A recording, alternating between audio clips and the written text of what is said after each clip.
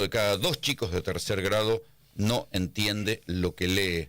Les estoy dando cifras de encuestas, de estudios que se han hecho en función de la educación argentina.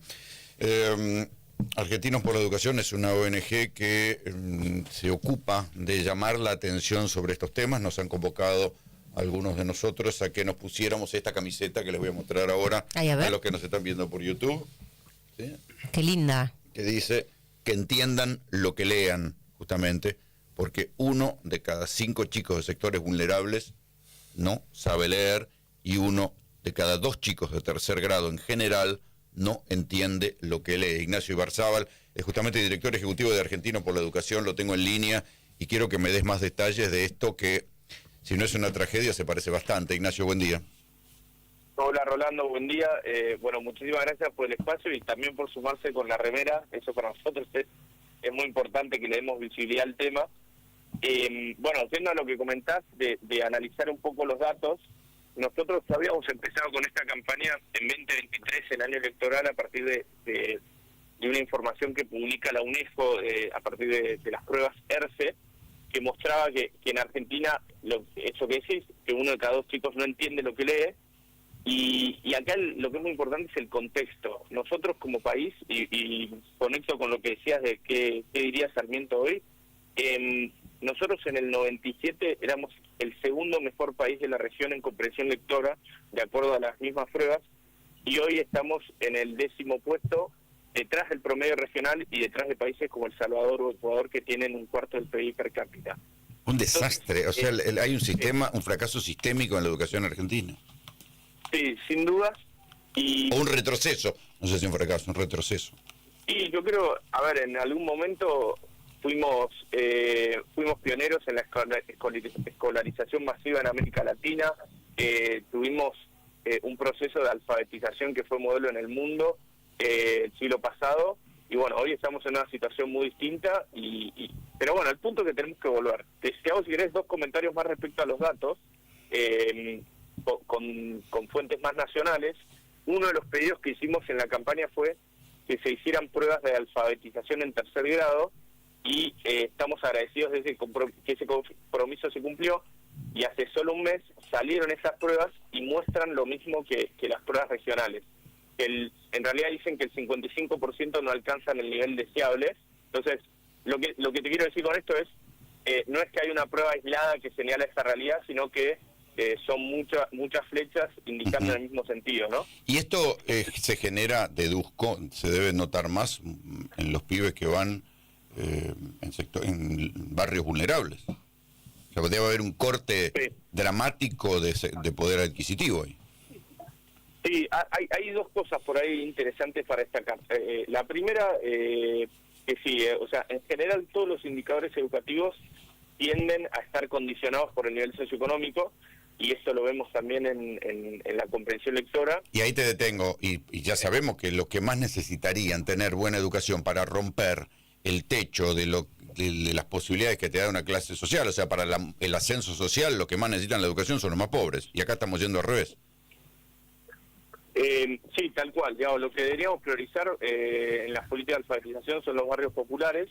Hay una luz de esperanza, si querés, que traigo de los datos, es que hace poco hicimos otro estudio y vimos que hay un 35% de escuelas en contextos de nivel socioeconómico bajo que logran resultados, o sea, mejores resultados de los esperables por el nivel socioeconómico. Entonces, digo, un poco el mensaje es, obviamente, cuando el nivel socioeconómico es bajo es mucho más difícil tener buenos resultados educativos, pero a la vez hay escuelas que lo están logrando. Entonces tenemos como que apoyar ese proceso, ¿no? Sí, o estudiar como lo están logrando. Tal cual. Hay por ahí 2 cosas que surgían, es que el rol del contar con un director estable y con buena formación es clave, un director de la escuela, y lo segundo, que haya un muy buen clima escolar. Son 2 cosas que no eran necesariamente las que nos esperábamos que iban a surgir del estudio. Uh-huh. ¿Influye el hecho de que las escuelas en ese periodo en el cual hubo un retroceso tan marcado de la capacidad de lectura y de alfabetización, que las escuelas se hayan convertido en, si querés, más comedores que escuelas?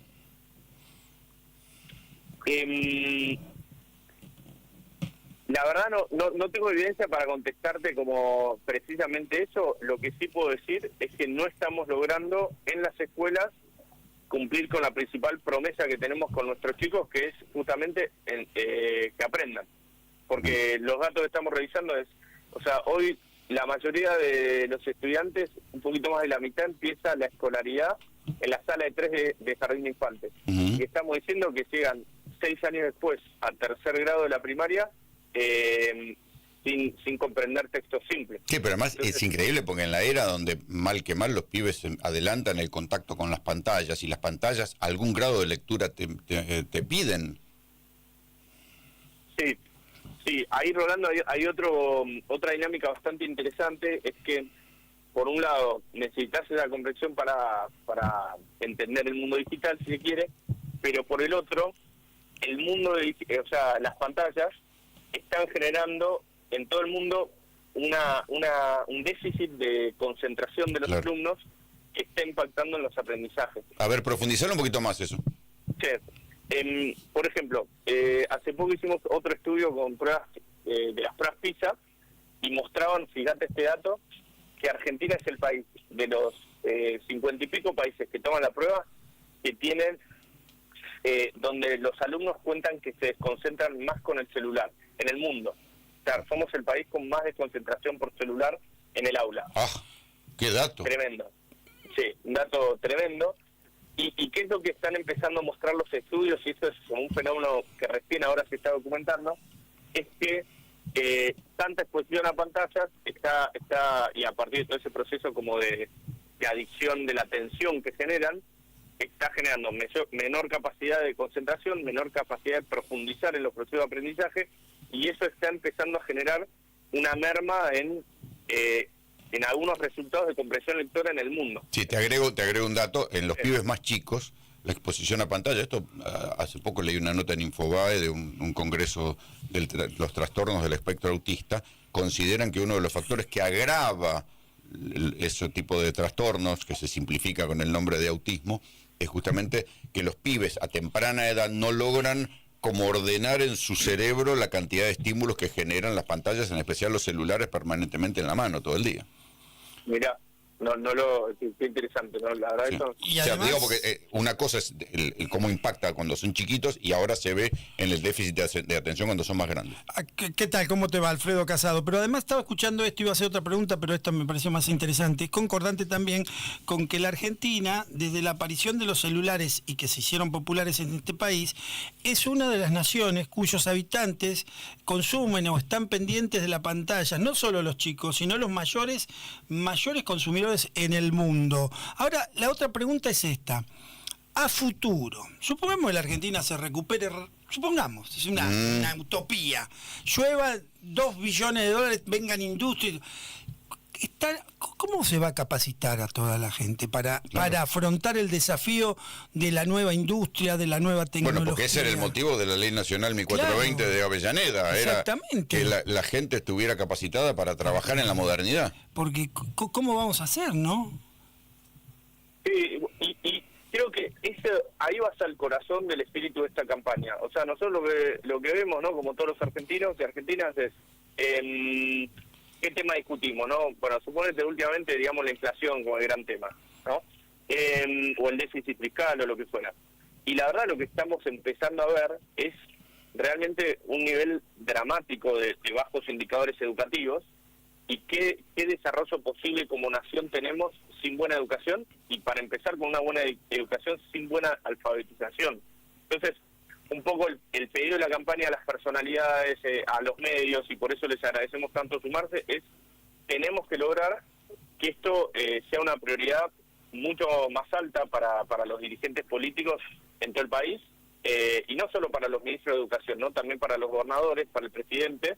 Y bueno, ese es el foco de la campaña, ¿no? Ahora, esto no es nuevo, porque yo una vez me acuerdo haber hablado con Tedesco, que era director de la UNESCO, y después Juan Carlos Tedesco fue ministro, creo que acá, de Néstor o de Cristina o de alguno. Y en ese momento, cuando estaba en la UNESCO, me dijo, mire, la educación argentina fue muy fuerte, fue muy buena. Cualquier sistema educativo se destruye rápidamente, se construye en décadas. En la Argentina tardaron 30 años en destruirlo. Es decir, a Tedesco lo entrevistado hace 20 años. Quiere decir que esto... Se está completando la destrucción ahora. Sí. Y a una velocidad enorme. Sí, hay toda una discusión, ¿no?, entre los expertos de cuándo empezó esto, cuándo empezó, digamos, la tendencia a la baja, por decirlo así, y demás. Bueno, es cuando salió, sí, cuando dejó de ser la educación algo que dependiera del Estado Nacional, porque coincide, esos 30 años coinciden con la provincialización de la transferencia de las escuelas a las provincias. Sí, esa es una mirada, hay otras, pero un poco a lo que yo quiero ir es, el punto es cómo lo solucionamos. Y hoy está claro que estamos por debajo de donde deberíamos estar en América Latina, y ahí nosotros lo que estamos pidiendo es un compromiso alto de la política y después buena implementación de planes provinciales. Y lo que pasa es que ahí hay una condición necesaria, aunque no suficiente, que primero es la inversión, y en una lógica de ajuste fiscal... Si están reduciendo el presupuesto de educación y encima tenés más pobres, me parece que es muy complicado lo que resolver esto, ¿no? Hace falta plata y después sí hace falta invertirla, pero primero hace falta plata. Sí, lo que dice la evidencia es que necesitas inversión y también que hay mucha variabilidad de lo que lográs con la eficiencia de la inversión. O sea, por ejemplo, otro estudio que hicimos hace poco muestra que con la misma inversión que hay hoy en Argentina podríamos tener prácticamente un 50% mejor de resultados. Entonces, digo, hay muchos factores que influyen, es complejo, la cuestión, no quiero caer en la de es complejo, ¿no? Porque la verdad... Sí, que termina siendo una generalidad, sí. Claro, digo, hay una manera de hacerlo. Nosotros lo que queremos es, de la sociedad tenemos que pedir con más fuerza que esto se priorice, los políticos lo tienen que priorizar, y ahí quiero dar una buena noticia, si se quiere, que es, nosotros en el año electoral seguimos por este tema, los 6 precandidatos a presidente de ese momento, más 18 gobernadores, se comprometieron a priorizar la alfabetización inicial. El presidente Milei, cuando asumió, la verdad que habló de esto. En el Consejo Federal de Educación, los 24 ministros se pusieron de acuerdo, ahí con participación también del secretario de Educación Nacional, presentaron planes de alfabetización. El año pasado pasaron muchas cosas y a fin de año hubo un monitoreo informando de todo esto que pasó. Entonces, lo que también quiero contar es que desde la política educativa hay una reacción a esta campaña que venimos haciendo y hay muchas cosas que están sucediendo que antes no sucedían. ¿Es lo ideal? ¿Está pasando todo lo que debería pasar? No, pero bueno, parte de lo importante de sostener la campaña es que si nosotros pedimos y si lo sostenemos, bueno, van pasando cositas en la dirección correcta, por así decirlo. Ignacio, acá Juan Pablo te saluda, ¿cómo estás? Un gusto. Buen día, ¿qué tal? Bien, Ignacio, ¿sabés que hay algo que me interesa mientras vos describías todo este cuadro de situación? Y no me refiero puntualmente a la acción en sí de leer o a la comprensión lectora, ni tampoco a ese proceso de entendimiento o comprensión del texto, sino más bien al acto de lectura. ¿Qué y cuánto está considerado leer hoy? ¿Hay algún estudio al respecto? ¿Por qué te digo esto? Porque creo que leer, en realidad, probablemente los chicos, de una u otra manera, leen todo el tiempo, en dispositivos, en redes sociales. Ahora, claro, no es lo mismo leer tweets que leer un texto, leer quizá una nota, una historia, un cuento, algo similar. ¿Por qué? Porque no solo hay diferencias ortográficas, sino también, en definitiva, del contenido. ¿Qué está considerado leer y cómo se puede justamente fomentar la lectura que no sea esa, la de un tweet?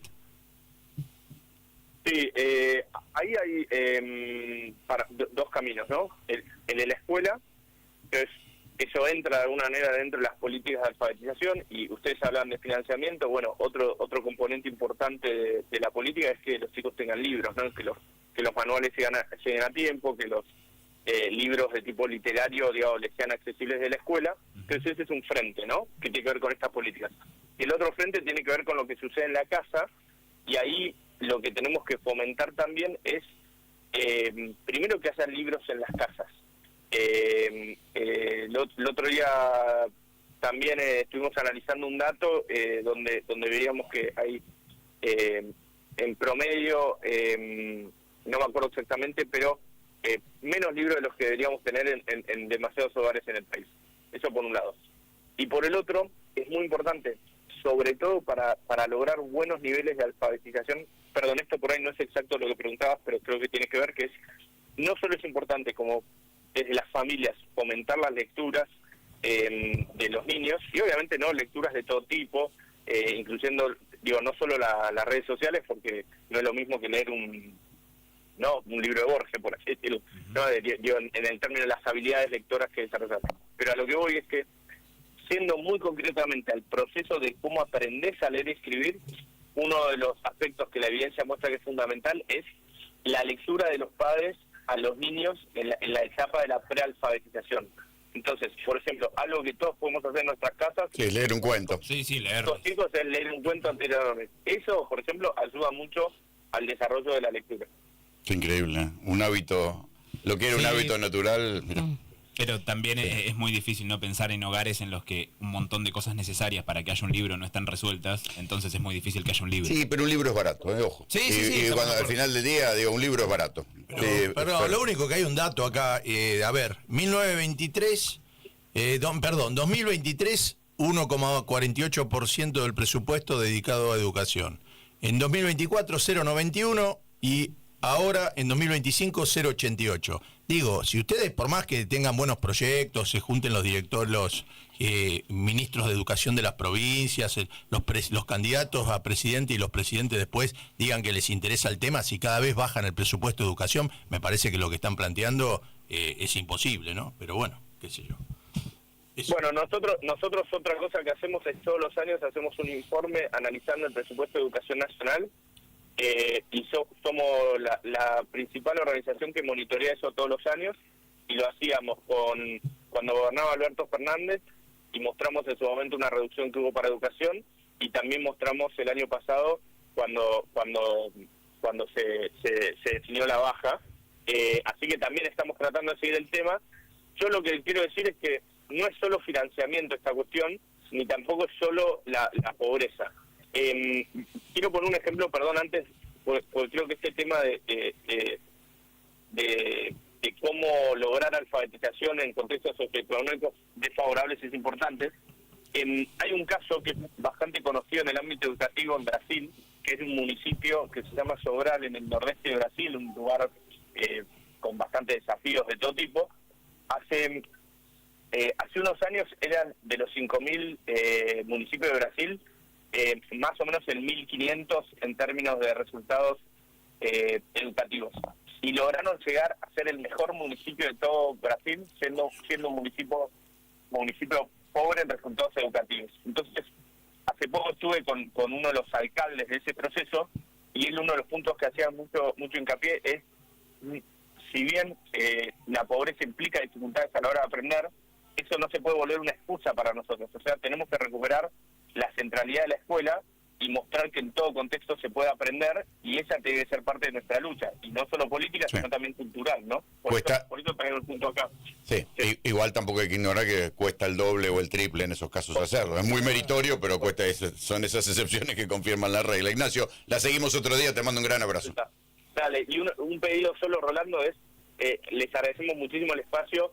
Si podemos invitar a los oyentes a sumarse en las redes sociales con el cartel que entiendan lo que lean. Acá está, lo muestro, aprovecho, lo muestro otra vez a cámara. Hashtag, que entiendan lo que lean. Ahí está. Gracias, Ignacio, te mandamos un abrazo. Un millón de gracias, hasta luego. Ignacio Berzábal, director ejecutivo de Argentinos por la Educación, una ONG que intenta llamar la atención sobre la